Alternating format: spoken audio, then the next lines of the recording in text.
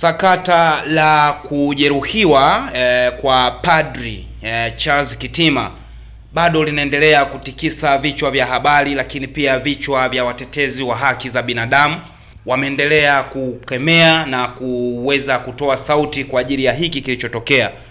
Hapa tunaarifiwa kwamba Padri Kitima atuma salamu akiwa hospitalini.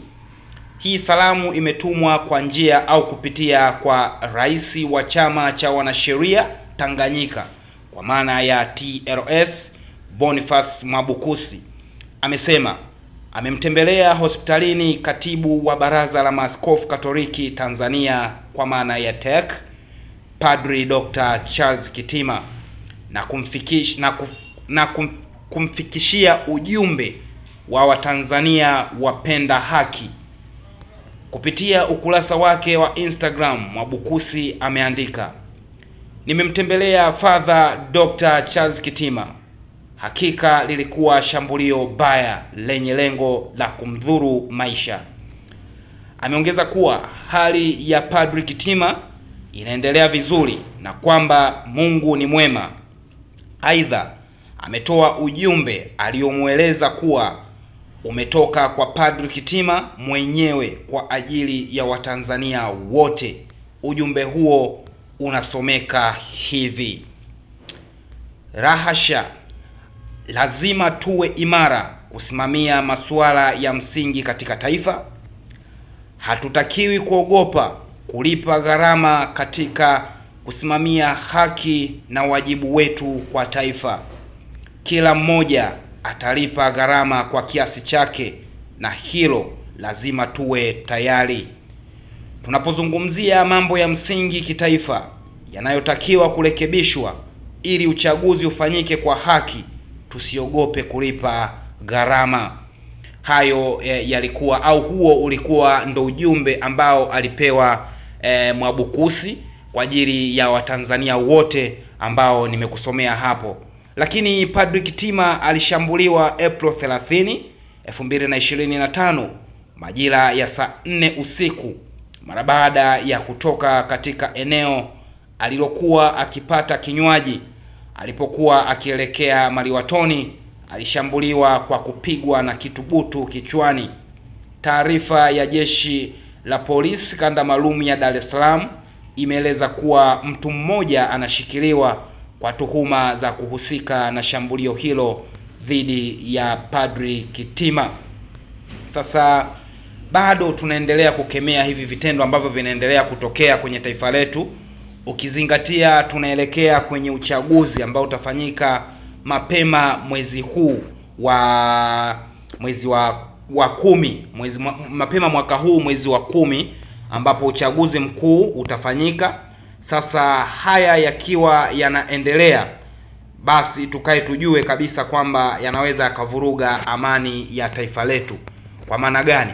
Kwa sababu wote tunajua hawa viongozi wa dini wamekuwa kipaumbele kuendelea kuhubiri amani ya taifa letu, lakini watu wachache wamekuwa wakitumia nguvu kubwa kwa ajili ya kuzuia hili ambalo linafanywa na hawa viongozi wa dini kwa mabavu au tuseme kwa nafasi ambazo wanazo serikalini, lakini pia kwa nguvu ambayo wao wanajivunia. Huenda wanaofanya hata wapo serikalini, lakini nguvu wanaitoa wapi? Wanaitoa serikalini. So namna hiyo ni jinsi gani ambavyo tunaweza tukakomesha hivi vitu kuelekea kwenye uchaguzi, inaweza ikatusaidia sana. Maoni ya watu juu ya hili tukio, wao wanasemeje? Huyu wa kwanza anasema, na vile vile kuwakemea viongozi wa kitaifa wa vyama vya siasa kujiepusha na kauli za kichochezi zinazoendelea kipindi cha uchaguzi. Lakini mwingine akasema mambo ya msingi ya kitaifa ni pamoja na kuviasa vyama vya siasa viepukane na ubaguzi wa dini, sio chama listi ya viongozi wake mithili ya kikundi cha waimba kwaya, yani Antipas Lissu, John Mnyika, John Pumbalu, John Heche, John Godbless Lema, Wilbrod Freeman Mbowe, Brenda Joseph Boni Yai. Mwingine akasema sasa hivi wanakamatwa watu wanaoongea mambo ya uongo na kushinikiza vitu visivyo vya kweli. Yaani simu yako ikifuatiliwa kidogo kidogo, kuna siku utajikuta mikononi mwa polisi. Alafu kesho yake unapelekwa mahakamani, utaulizwa ulisema hivi, tunaomba ushahidi. Hakuna ushahidi, utapelekwa jela. Lakini mwingine akasema, mna uhakika gani kuwa huo ujumbe wa hayo maneno ni ya huyo Kitima? Hiyo ni kauli taarifa inayoweza ikawa ya kutengenezwa.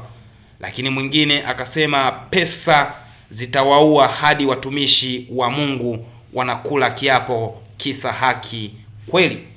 Wa mwisho akasema, wapendwa, unajua wakati Yesu anawaasa wanafunzi wake, alipoletewa fedha ili aseme neno juu ya kulipa kodi, alisema hii fedha ina sura ya nani? Wote na mimi nikiwemo tulisema Kaisari. Yesu mwana wa Mungu. Mtu akasema, mpeni Kaisari yaliyo yake, lakini ya Mungu mpeni Mungu. Kaisari na mpeni Mungu yaliyo ya Mungu. Hivyo hatuwezi kutumikia na mambo ya kisiasa.